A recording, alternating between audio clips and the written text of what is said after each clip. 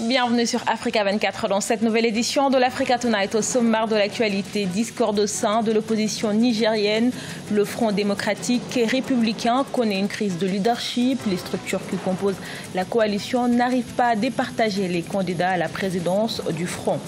Au Kenya, le président Uhuru Kenyatta dit avoir entendu les préoccupations de la population. Le chef de l'État s'engage à réduire de moitié la taxe controversée sur les produits pétroliers. Et le cinéma togolais s'exporte à l'international, primé à de nombreuses reprises. Ses acteurs sollicitent un fonds spécial dédié au 7e art. L'actuel fonds d'aide à la culture est estimé à 300 millions de francs CFA. L'opposition nigérienne est en crise. Créée il y a à peine 4 mois, le Front démocratique et républicain a divisé en cause. 2 candidats se disputent la présidence du Front.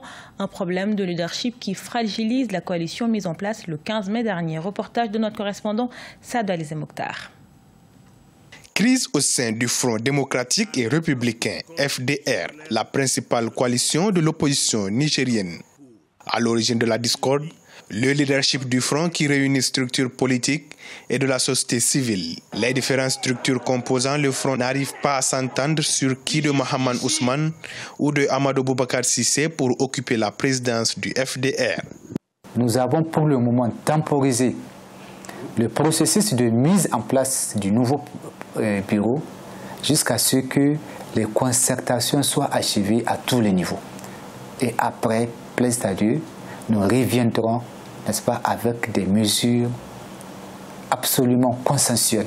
4 structures politiques et une de la société civile composent ce cadre créé le 15 mai 2018.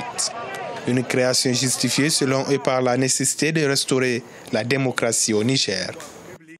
De 2 choses l'une, soit au sein même de l'opposition, il y a des gens qui travaillent pour le pouvoir et qui essaient de déstabiliser cette opposition, ou alors l'opposition est arrivée à un tel niveau de déliquescence que la confiance n'existe plus entre les gens. Selon certains observateurs, depuis la réélection du président Issoufou Mahamadou pour un second mandat en 2016, l'opposition a du mal à concerter ses actions de protestation, d'où la nécessité de redynamiser le cadre de lutte avec une direction nationale de la coalition du Front démocratique et républicain.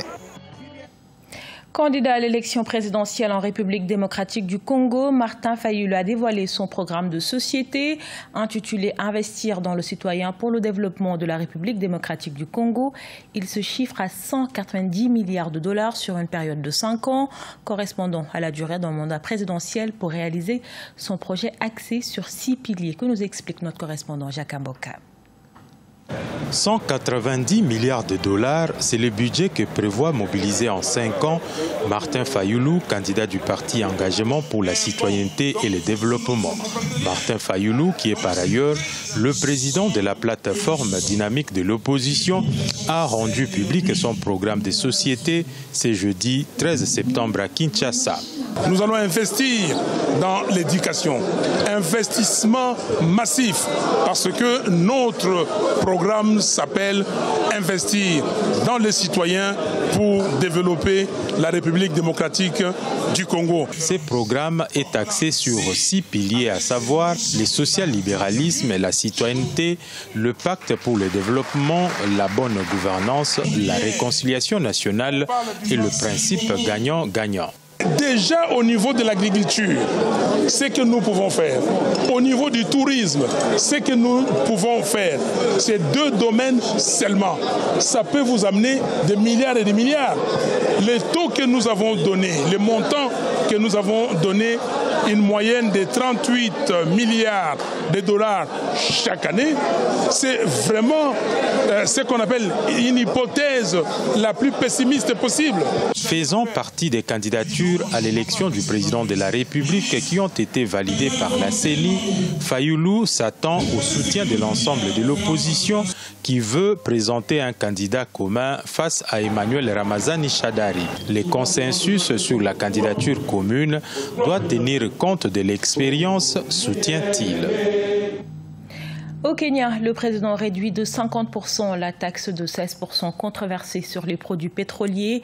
Cette réglementation a entraîné des augmentations du prix du carburant, des transports ou encore de l'alimentation.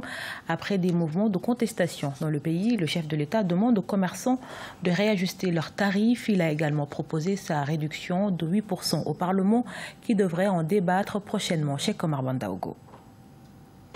À travers la fixation le 1er septembre de la taxe sur la valeur ajoutée sur les produits pétroliers à 16%, les autorités kenyanes entendaient financer le développement du pays ainsi que les nouveaux départements ministériels consacrés par la Constitution de 2010. Mais face au mécontentement de la population, le président Uhuru Kenyatta fait un rétropédalage.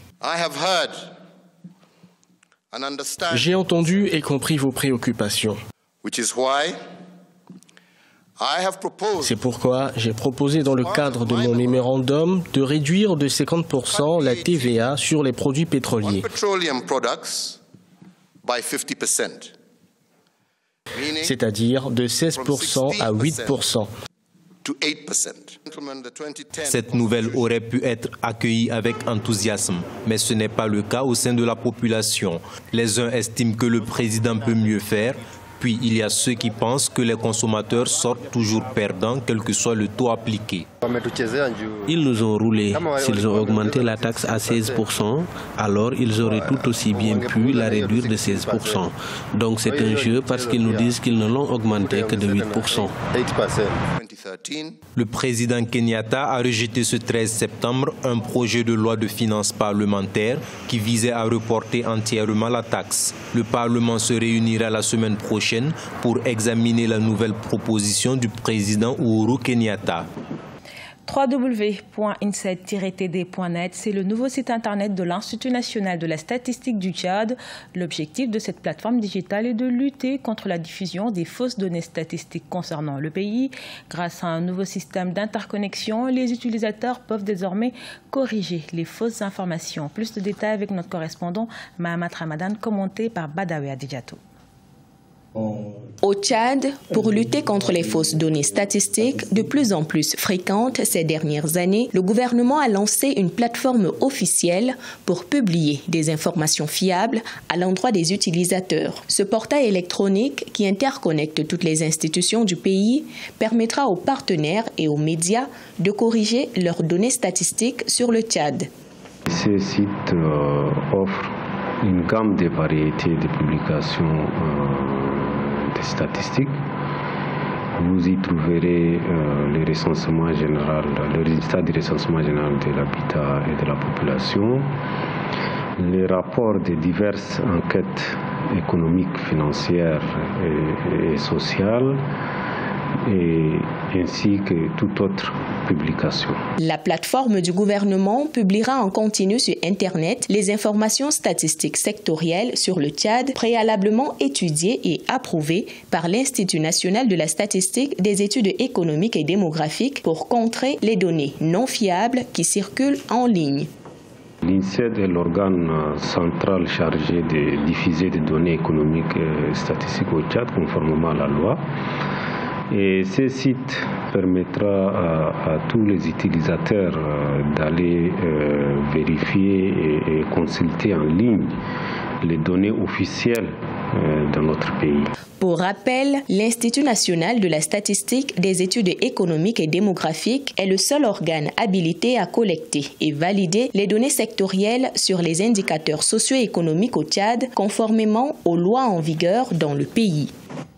Également dans l'actualité, le 7e art est en plein essor au Togo. Malgré les conditions difficiles de production, les films togolais sont primés à l'international, des récompenses qui incitent le gouvernement à apporter davantage de soutien aux acteurs du cinéma. Reportage de notre correspondante Emefa Kofi.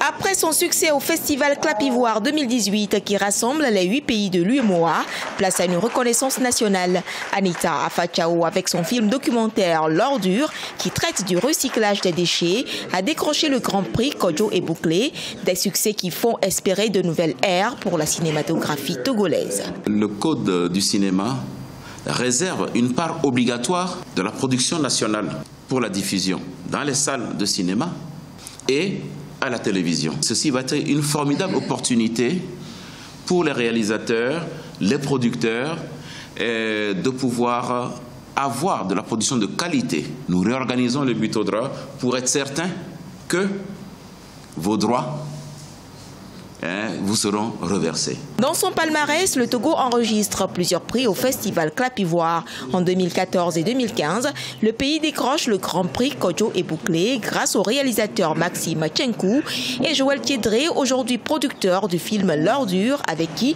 Anita Afachao entend relever d'autres défis. Il y a un autre film qui est déjà en préparation. Ce film porte sur Paul Aïe, qui est un sculpteur togolais, un artiste pluridisciplinaire qui n'a pas vraiment été connu, malgré qu'il est le père du drapeau togolais. Pour promouvoir davantage le cinéma togolais, beaucoup sollicitent un fonds spécial dédié au 7e art, ce qui n'est pas pour l'heure le cas. Le fonds d'aide à la culture pour le compte de l'année 2018 est estimé à 300 millions de francs CFA.